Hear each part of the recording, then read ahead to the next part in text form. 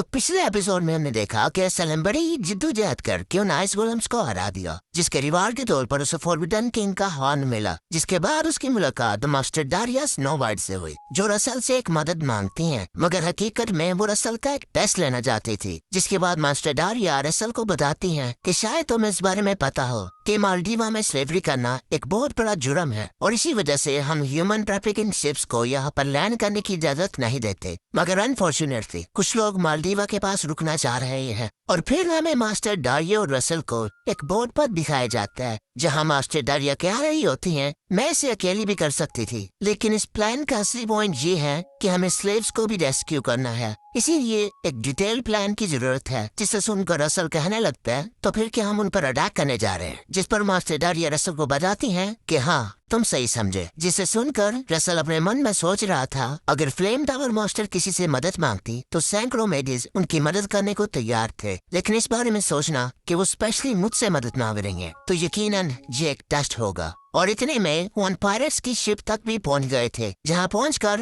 Master Daria Russell को कहती हैं, क्या हो गया तुम्हें? तुम तो अभी से डरने लग गए। मुझे पता है कि ये तुम्हारे लिए बहुत ज्यादा है, लेकिन एक गार्डियन का पाथ बहुत मुश्किलों से भरा होता है। मास्टर डारिया की ये बात सुनकर रसल हैरान हो जाता है, मगर मास्टर डारिया कह रही थी ये हम जैसे मैजिस की एक और बड़ी किस्मत है। और फिर वहाँ से जाते हुए रसल को कह रही थी, मैं उन पायरेट्स का ध्यान अपनी तरफ आकर्षित करती हूँ, तब तक तुम उन लोगों को रेस्क्यू कर लेना। रसल को ये सब कुछ बताकर मास्टर डारिया वहाँ से चले जाती हैं। मास्टर डारिया के वहाँ से चले जाने के बाद रसल अपने मन में सोच रहा था अ गार्डियन पाथ, और दूसरी तरफ मास्टर डारिया हवा में आते हुए कह रही थी, हाँ ये जगह परफेक्ट होगी। और फिर अपना ऑर्डर रिलीज करते हुए कहने लगती हैं, जाओ बच्चे। और मास्टर डारिया का ऑर्डर रिलीज करने की वजह से पूरा आसमान पिंक हो जाता है। किसी शख्स को आसमान में इतनी ज्यादा एनर्जी अनलिश करता हुआ देखकर वो पायरेट्स काफी डर जाते हैं और मास्टर डारिया पर बहुत सारे तीर तान देते हैं और बहुत सारे एरो से मास्टर डारिया पर अटैक कर देते हैं, लेकिन एक भी एरो मास्टर डारिया को छू तक भी नहीं पाया था। और मास्टर डारिया को बिल्कुल भी डर नहीं लग रहा था, क्योंकि वो एरोज मास्टर डारिया के बिल्कुल पास जाकर रुक जाते हैं, जिसे देखकर वो पायरेट्स और भी ज्यादा डर गए थे और कहने लगते हैं, डैम इट,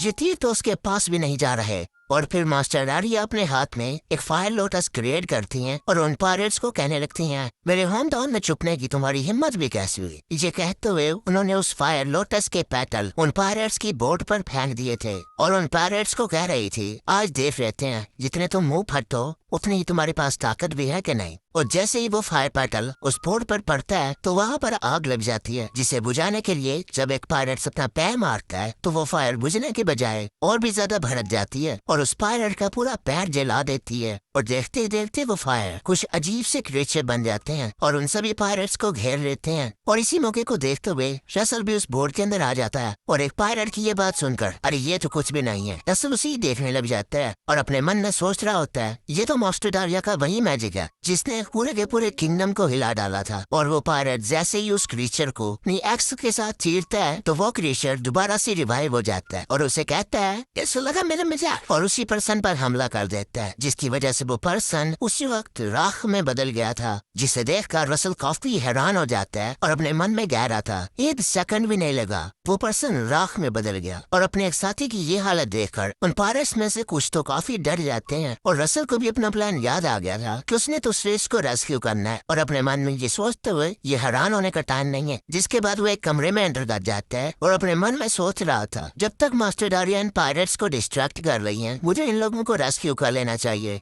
और अंदर की तरफ हमें एक पायरेट को दिखाया जाता है जो उन गुलामों की बातें सुनकर कहने लगता है, क्या चल रहा है यहाँ पर? और कुछ सेलेब्स बातें कर रहे थे, अब तो नेवी हमें बचाने के लिए आ गई है, हम बच गए। मगर वो पायरेट अपनी स्वॉर्ड उस प्रिजन पर हिट करते हैं जिनमें वो सारे प्रिजनर थे, तो वो प्रिजनर काफी डर जाते हैं और वो पायरेट्स उन्हें और भी डराते हुए कहने लगता है, जो कुछ मर्जी हो जाए तुम हमारी पकड़ से भाग नहीं पाओगे। वो ये कहकर फ्लेक्स कर ही रहा था, मगर अचानक से पीछे से किसी का हाथ आता है, जो कोई और नहीं बल्कि अपना रसल था, जो अपनी लाइटनिंग पावर इस्तेमाल करके उसे एक जोरदार झटका देता है। और इसी सिंपल अटैक की ही वजह से वो पायरेट उसी वक्त खत्म हो जाता है, जिसे देखकर रसल कह रहा था, मुझे पहले ही लगा था कि ये लोग आम इंसान हैं। और रसल को वहाँ पर देखकर एक प्रिजनर कहने लगता है, क्या तुम हमें बचाने आए हो? जिसकी आवाज सुनकर रसल उसे बताता है, हाँ, मगर जब तक सारे पायरेट्स मारे नहीं जाते आप सभी लोगों को इंडोर रहना ही सेफ रहेगा। दरअसल की ये बात सुनकर वो प्रिजनर उसके सामने झुक जाता है और गॉड का शुक्रिया अदा करना शुरू कर देता है और फिर असल इधर उधर देखते हुए कहने लगता है इस छोटे से एरिया में कितने के लोग आ गए होंगे। मगर अचानक से कुछ देखकर काफी हैरान हो गया क्योंकि वहाँ पर एक छोटा सा बच्चा था जिसे इन पायरट्स ने गुलाम बनाया हुआ था, जिसे देखकर रसल काफी गुस्सा हो जाता है और उन पायरट्स को गालियां दे रहा था। मगर अचानक से कुछ पायरट्स अंदर आ जाते हैं और रसल को कहते हैं कौन हो तुम, और रसल के पास ही उनके एक साथी को मरा हुआ देखकर वो लोग भी रसल को गालियां देते हुए उस पर हमला करने के लिए आ रहे थे। लेकिन इससे पहले कि वो हमला कर पाते रसल अपनी लाइटनिंग चेन इस्तेमाल करता है और उन सभी लोगों को 440 वोल्ट का झटका दे देता है। रसल के इस अटैक की वजह से बाकी सारे लोग तो मर गए थे, लेकिन एक में अभी भी थोड़ी जान बाकी थी, जो रसल को देखकर कहने लगा तो तुम एक मेज हो, हमारे कैप्टन हमारा बदला लेंगे। मगर रसल कोई रहम नहीं दिखाता और उसे भी टपका देता है और एक दूसरे कमरे में जाकर उसे एक बहुत ही ज्यादा स्ट्रॉन्ग प्रिजन नजर आता है, जिसमें से उसे आवाज आती है कि क्या तुम फ्लेम टावर के एक मेज हो। और जब रसल ने अपने लाइट मैजिक को यूज करके एक लाइट बॉल बनाकर उस प्रिजन में देखा तो वहाँ पर बहुत सारे एल्फ्स थे, जिनमें से एक एल्फ खड़ा होते हुए कहने लगता है फ्लेम टावर के मेज हमें जल्दी से रिहा करो। और अपने आप को बार बार फ्लेम टावर का मेज सुनकर रसल अपने मन में सोचने लगता है लगता है ये इस शाल की वजह से मुझे फ्लेम टावर का मेज समझ रहे हैं। और उनके इल्म में थोड़ा सा इजाफा करते हुए कहने लगता है नहीं, मैं फ्लेम टावर का मेंबर नहीं हूँ। मगर एक एल्फ बड़े ही रूडली तरीके से रसल को कहने लगता है तुम जो भी हो दरवाजा खोलो जल्दी जल्दी। और उस एल्फ के इस रूड टोन को सुनकर रसल अपने मन में कहने लगता है पहले तो मैं इस दरवाजे को खोलने वाला था, मगर इसके इस एनोइंग टोन को सुनकर मैंने अपना फैसला बदल लिया। और उस एल्फ की तरफ देखते हुए कहने लगता है किसी न किसी दिन इसका ये रूड बिहेवियर इसे बड़ी गंदे तरीके से मरवाएगा। दिल तो करता है इसे यहीं पर छोड़कर चला जाऊं, मगर मास्टर डारिया का टेस्ट पास करना है। मगर अचानक से पीछे से एक फीमेल एल्फ बोलती है रुक जाओ, क्या तुम्हें अपने मैनर्स भूल गए हैं। और इस फीमेल एल्फ का नाम इलो है, जो आगे जाकर रसल की जिंदगी में एक अहम किरदार निभाएगी। खैर इलो की आवाज सुनकर कुछ एल्फ्स उसके उठने में मदद करते हैं और इलो रसल को देखते हुए कह रही थी यह बच्चा कोई आम इंसान नहीं है, क्योंकि ये ऐसी माना को पोजेस करता है जो कितनी ज्यादा प्योर है, जिसे अगर सूरज की रोशनी से भी कंपेयर किया जाए तो इसकी माना ज्यादा प्योर होगी। और मुझे इसकी बॉडी से एक जानी पहचानी सेंट आ रही है। और इलो की ये बात सुनकर वो एल्फ जो कि काफी रूड बिहेवियर कर रहा था वो कहने लगता है क्या मतलब है तुम्हारा कि ये कोई आम इंसान नहीं है। तो इलो उसे बताने लगती है क्योंकि मुझे इसके जिस्म से एक स्पिरिट की सेंट आ रही है। और इलो के मुंह से ये वाली बात सुनकर रसल अपने मन में सोचने लगता है कौन सी स्पिरिट की सेंट। और इस बात ने एल्फ्स को भी काफी हैरान कर दिया था। तो कुछ एल्फ कह रहे थे नो वे, ऐसा हो ही नहीं सकता। और वो रूड एल्फ कहने लगता है किसी इंसान के जिस्म से किसी स्पिरिट की सेंट कैसे आ सकती है। और सेंट सुनकर रसल अपने आप को सूंघने लग जाता है और वो रूड एल्फ रसल को आवाज लगाता है फ्लेम टावर मेज। ये कहते हुए वो रसल के सामने झुक गया,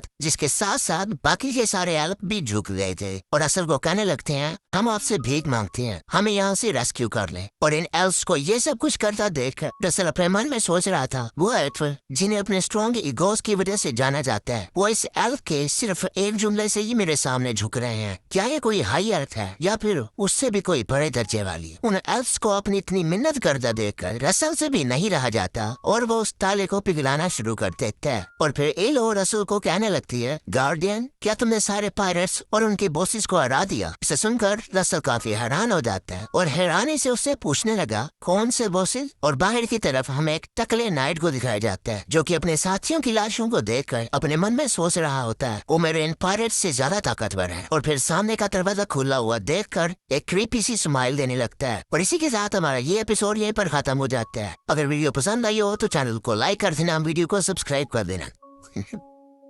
मिलते हैं अगली वीडियो में, तब तक के लिए tata bye bye take care और हाँ हैप्पी क्रिसमस।